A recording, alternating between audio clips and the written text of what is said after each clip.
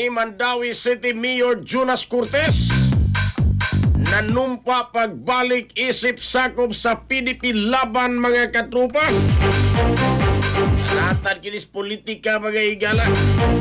Italya sa report sa Ronato kini pinagi sa pagpamati ni katropang Almi Mata. Live report.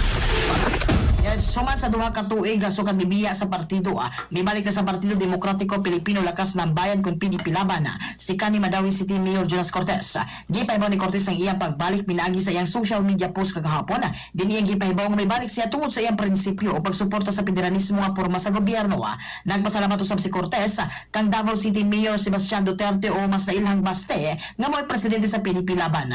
Sa sayo pa, mitabang usab si Cortez sa Visayas launching sa Reform Alliance for Accountability, Good Governance and Ethics con Range Coalition na dinhi sa Sugbo nga gipanguluhan ni Duterte.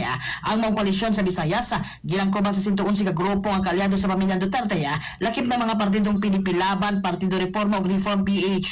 Kaya dumang isuportahan sa PDP Laban si Cortez sa iyang pagdagam isip mayor sa Mandawi City netong 2019 din midaog siya sa eleksyon apan netong Mayo 29, 2024 formal ipahawa si Cortez sa maong partido sa iyang resignation letter kaniadto matod pa ni Cortez nga mibiya siya aron mapreserbar para giusa sa politika uban kang former Governor Gwen Garcia ug aron mapabiling kaalyado ang Mandawi City sa One Cebu Party.